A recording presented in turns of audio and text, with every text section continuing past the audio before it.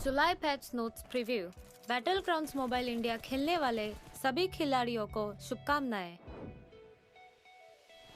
M249 LMG air drop से हटा दी गई है और अब फील्ड ड्रॉप में मिलेगी। काराकिन मैप के अलावा M249 बाकी हर बचे हुए क्लासिक मैप्स में मिलेगी। अब हम देखेंगे एक नया वेपन जो है MG3। सप्लाई क्रेट में ये जगह लेता है M249 की, और ध्यान रखिएगा ये सिर्फ सप्लाई क्रेट में ही मिलेगा। MG3 भी एक लाइट मशीन गन है। इसकी एक खूबी है कि इसकी फायर पावर निरंतर है। ये 7.62 एम का इस्तेमाल करती है और 75 बुलेट्स इसके मैगजीन में रह सकती है। उसकी फायर पावर तेज और निरंतर है, हालांकि रीलोड करने में थोड़ा अधिक समय लगता है। MG3 6 स्कोप तक ले सकता है। ये भी ध्यान रखिए कि किसी अन्य अटैचमेंट्स का उपयोग नहीं किया जा सकता है और इस वेपन के लिए कोई सिंगल शॉट मोड नहीं होगा। आप MG3 मोड के लिए 660 या 990 RPM मोड के बीच में चूज कर सकते हैं। इसमें एक बाइपॉड भी होता है जो आपके लेटने पर अपने आप डिप्लॉय हो जाएगा। स्थिरता में सुधार करने के लिए एक अच्छा टिप, आप लेट सकते हैं। आप हीलिंग कंज्यूमेबल्स को फेंक सकते हैं। हीलिंग कंज्यूमेबल्स को ट्रैजेक्टरी स्लॉट में जोड़ा गया है। उन्हें फेंकने के लिए आप एक हीलिंग कंज्यूमेबल्स को चुन सकते हैं और थ्रो बटन पर टैप करें।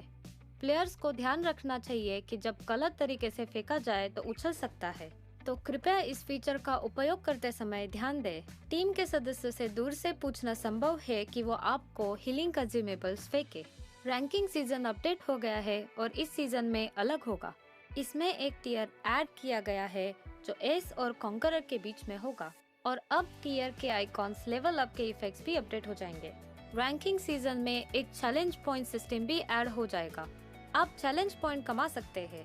इसको कमाने के लिए आप अपने साथियों के साथ एक फुल गेम कंप्लीट करें, गेम को बीच में ना छोड़े और अपने साथियों को अटैक ना करें, चाहे आप बैटल से जल्दी क्यों ना एलिमिनेट हो जाए।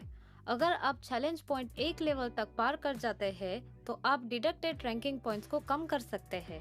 सीजन सीरीज वाले रिवॉर्ड्स उनको दिए जाएंगे जिन्होंने उसी सीजन में एक ऊपर वाला टियर हासिल किया है। पिछले सीजन से तुलना करेंगे तो उससे बेहतर चीजें उपलब्ध है। कुछ समय के लिए mission ignition mode Erangel map में मिलेगा। इस थीम मोड में एरेंगल के 6 हाईटेक स्थान होंगे।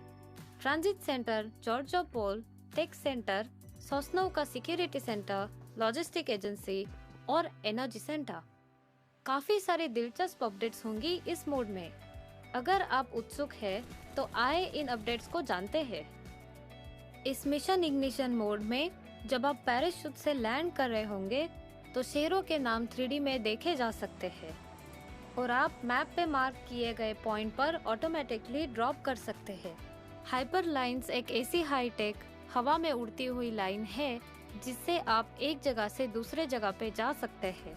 ये लाइन कुछ निर्धारित समय पर ही चलती है और इनके रूट्स भी तय है। आप मिनी मैप पे मार्क स्टेशन से ट्रेन ले सकते हैं और जल्द ही आप दूसरे स्टेशन पहुंच सकते हैं।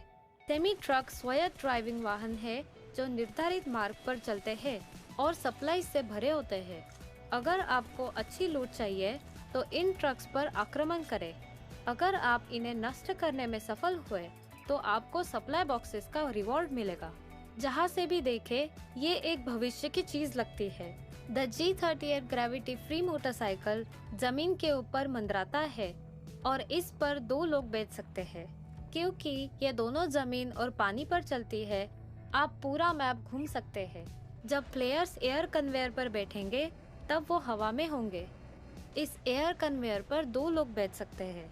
ASM अबाकान सबसे नई असॉल्ट राइफल है जो मिशन इग्निशन मोड में डाली गई है। ये 5.56 एमओ यूज करती है और 30 गोलियां एक रीलोड में फायर करती है। इसमें फायरिंग के 3 मोड्स है, फुली ऑटोमेटिक, बर्स्ट मोड और सेमी ऑटोमेटिक मोड, और इसमें स्कोप, कैंटेड साइट्स, मैगजीन्स ये सब अटैच हो सकती है। ASM अबाकान को यूज करिए और हमें कमेंट्स में बताइए कि कैसी लगी। मिनी मैप में आप पपी आइकॉन को फॉलो करेंगे तो आपको एक स्पेशल पेट्रोल डॉग मिलेगा।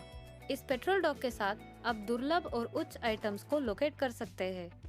टैक्टिकल मार्किंग डिवाइस के साथ आप खुद भी चेक कर सकते हैं कि आपका साथी किस दिशा में फायर कर रहा है दुश्मन की जगह कहाँ है और सड़क की जानकारी भी मिनी मैप पे मिल जाएगी और ये आपको आसपास के ग्रेनेड की सूचना दिलवाएगी।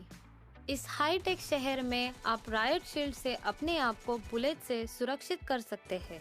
इसकी बनावट काफी बड़ी और मजबूत है। आपातकालीन में इसे इस्तेमाल करना ना भूलें। एक बार आप इसे सेट कर देंगे फिर इसे हिला नहीं सकते। तो जरूरी है कि आप एक बढ़िया जगह देख के अपनी शील्ड का इस्तेमाल करें और बटन दबा के उसे सेट कर दे। आपके गेम को और पर्सनलाइज करने के लिए हमने और सेटिंग्स लगा दी है। हर एक बंदूक की सेंसिटिविटी आप अलग से सेट कर सकते हैं और अपने गन की सेटिंग्स को कॉपी करके ऑनलाइन ही स्टोर कर सकते हैं। कुछ लो स्पेसिफिकेशन वाले डिवाइसेस पर स्मूथ से भी नीचे एक ग्राफिक का ऑप्शन डाल दिया गया है। हमने 90 FPS कुछ नई डिवाइसेस के लिए भी डाल दिए हैं। आप अब गायरोस्कोप की सेंसिटिविटी का परिवर्तन कर सकते हैं। जब गायरोस्कोप एक्टिवेट होगा और आप फायरिंग कर रहे होंगे तब टिल्ट कैमरा की सेंसिटिविटी भी बदली जा सकती है। हमने एक और सेटिंग डाली है जिससे गायरोस्कोप का ऊपर और नीचे वाला इफेक्ट उल्टा हो जाएगा। कुछ चीजों को आप डिस्कार्ड करने के बाद भी पिकअप हो रही है। फिक्र ना करिए, इस अपडेट में यह मुद्दा भी स्पष्ट हो गया है। सेटिंग्स में जाकर do not pickup dropped scopes पर क्लिक करिए। बेफिक्र हो जाइए, अब आपकी डिस्कार्ड किए चीजें अपने आप पिक नहीं होगी। और हाँ, एक और चीज, एडवांस पिकअप ऑप्शन, इसे आप अपने हथियार का फेवरेट अटैचमेंट सेट कर सकते हैं। ये सेट करने के बाद आपकी फेवरेट अटैचमेंट बाकी सब को रिप्लेस कर देगी। आप सेटिंग को इस समय एडजस्ट भी कर सकते हैं। थर्ड पर्सन कैमरा में देखने का ऑप्शन डिफॉल्ट रूप से 80 पर सेट होता है और इसे 90 तक बढ़ाया जा सकता है। ये रिलेटिवली वाइड कैमरा वाले डिवाइसेस पर दिखाई नहीं देता। विभिन्न EPS पर तेजी से लॉन्च का संतुलन में सुधार किया गया है ताकि बस स्पीड में कोई अंतर ना हो। हम बैठने के लिए तरक की गिनती करते हैं और साथ ही बैठने की प्रतिक्रिया समय में सुधार करते हैं। आप विभिन्न मूवमेंट्स को भी आजमा सकते हैं। हीलिंग कंज्यूमेबल्स का उपयोग करते समय ऑटो पिकअप रोक दिया जाता है। यदि वर्तमान हथियार उपयोग के दौरान गोला बारूद से बाहर हो जाता है तो ऑटोमेटिकली अगले उपलब्ध हथियार में बदल दिया जाता है। बिना कोई एमिनेशन वाली फ्लेयर गन्स ऑटोमेटिकली नहीं उठाई जाएंगी। रिमेनिंग मैग देखने के लिए अब अलग अलग रंग है। यदि ये 25% या उससे कम है तो ये पीला हो जाता है और ये लाल हो जाता है यदि ये 10% से नीचे चला जाता है।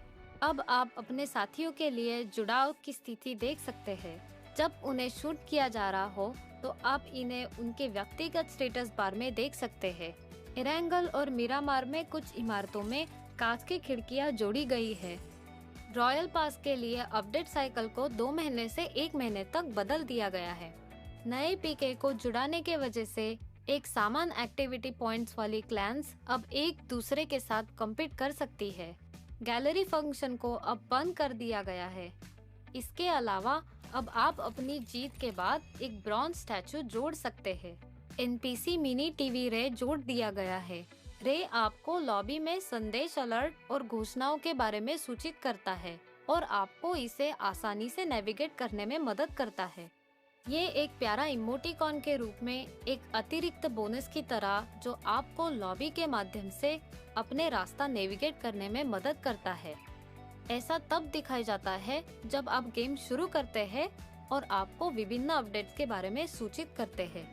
ये आपके साथ प्रैंक भी कर सकता है और हंसी के अच्छे समझ के लिए जाना जाता है। मुझे आशा है कि आप सभी को रे के साथ बहुत मजा आएगा। ये आज के अद्यतन प्रीव्यू का अंत है। अब चिकन डिनर का समय आ गया है।